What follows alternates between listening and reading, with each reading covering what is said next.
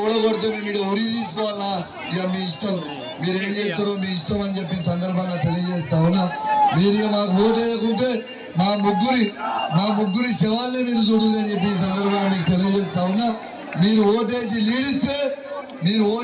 లీడిస్తే జయయాత్రకు వస్తా లేకుంటే 4వ తారీఖున శివయాత్రకి మీరు రారి మీరు ఎట్లయినా సరే మీ దయ అంటున్నా మీ దండం అంటున్నా మీ కడుపులో తలకాయ పెడతా అంటున్నా మీ గడాలు పట్టుకుంటా అంటున్నా ఒక్కసారి అవకాశం ఇవ్వండి మీ దయ మీ దండం ఒక్కసారి మీరు కాపాడుకుంటారని మనస్ఫూర్తిగా నేను మీ అందరినీ కూడా కోరుకుంటూ సెలవు తీసుకుంటా ఉన్నా రేపు రెండో గుర్తు కారు గుర్తు నాది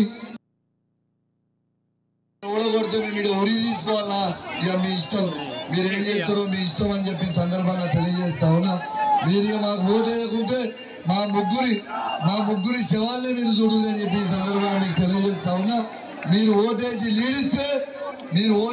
లీడిస్తే జయయాత్రకు వస్తా లేకుంటే 4వ తారీఖున శివయాత్రకి మీరు రారి మీరు ఎట్లయినా సరే మీ దయ అంటున్నా మీ దండం అంటున్నా మీ కడుపులో తలకాయ పెడతా అంటున్నా మీ గడాలు పట్టుకుంటా అంటున్నా ఒక్కసారి అవకాశం ఇవ్వండి మీ దయ మీ దండం ఒక్కసారి మీరు కాపాడుకుంటారని మనస్ఫూర్తిగా నేను మీ అందరినీ కూడా కోరుకుంటూ సెలవు తీసుకుంటా ఉన్నా రేపు రెండో గుర్తు కారు గుర్తు నాది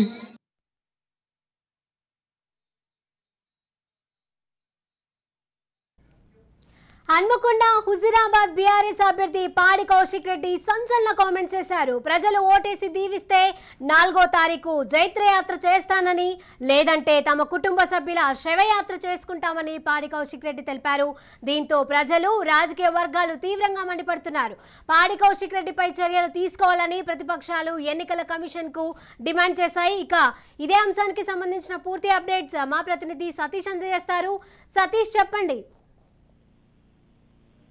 హుజురాబాద్ నియోజకవర్గానికి సంబంధించినటువంటి బీఆర్ఎస్ అభ్యర్థి పాడి కౌశిక్ రెడ్డి ఓటర్లను ఎమోషనల్ బ్లాక్ మెయిల్ కు పాల్పడినటువంటి ఘటన అయితే చోటు చేసుకుంది. కమలాపూర్ మండల కేంద్రంలో ఎన్నికల ప్రచారం నిర్వహిస్తున్నటువంటి పాడి కౌశిక్ రెడ్డి కార్నర్ మీటింగ్ లో ఓటర్లను ఉద్దేశించి మాట్లాడుతూ తనను గనుక ఓటేసి గెలిపిస్తే 4వ తారీఖు రోజు విజయయాత్ర చేసుకుంటాను, మీరు ఓటేయకుండా నన్ను గనుక ఓడించినట్లయితే ఉరివేసుకొని తమ కుటుంబ సభ్యులు ఆత్మహత్య చేసుకొని 4వ తారీఖు తమ కుటుంబ సభ్యుల శవాల యాత్ర నిర్వహిస్తామంటూ కూడా మాట్లాడినటువంటి అంశం చర్చనీయాంశంగా మారింది. ఎన్నికల ప్రచారం చేస్తూ ప్రజాస్వామ్యబద్ధంగా ప్రజలను ఓటు అడగడం సంస్కారం కానీ ఇలా ఎమోషనల్ బ్లాక్ మెయిల్ కి పాల్పడడం సరికాదంటూ ప్రతిపక్షాలు ఆగ్రహం వ్యక్తం చేస్తున్నటువంటి పరిస్థితి ఉంది. ఈ అంశాన్ని ఎన్నికల కమిషన్ సుమోటోగా స్వీకరించి దీనిపైన కేసు నమోదు చేసి ఆయన పైన చర్యలు తీసుకోవాలని డిమాండ్ చేస్తున్నటువంటి పరిస్థితి ఉంది. మొత్తానికి ఓటర్లను ప్రజాస్వామ్యబద్ధంగా పద్ధతి ప్రకారంగా ఓట్లు అడగాలి, తాను చేసేటువంటి అభివృద్ధిని చెప్పాలి, తను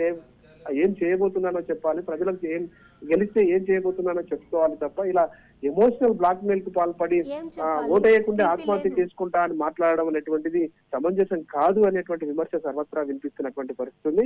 మొత్తానికి ఎమోషనల్ బ్లాక్ మెయిల్ కు పాల్పడినటువంటి ఘటనకు సంబంధించి అటు ప్రతిపక్షాలు ఇటు ప్రజా సంఘాలు ప్రజలు కూడా తీవ్రంగా ఆగ్రహం వ్యక్తం చేస్తున్నటువంటి పరిస్థితి ఉంది. ప్రజాస్వామ్యంలో ఎన్నికలన్నప్పుడు గెలుపు ఓటములు సహజం. ఆ ఓటమికి సంబంధించి ఓడిపోతే ఆత్మహత్య చేసుకుంటా అని ఓటర్లను బ్లాక్ మెయిల్ చేయడం ఎంతవరకు సమంజసం అంటూ కూడా ప్రశ్నిస్తున్నటువంటి పరిస్థితి ఉంది. Sirisha. Right, thank you Satish.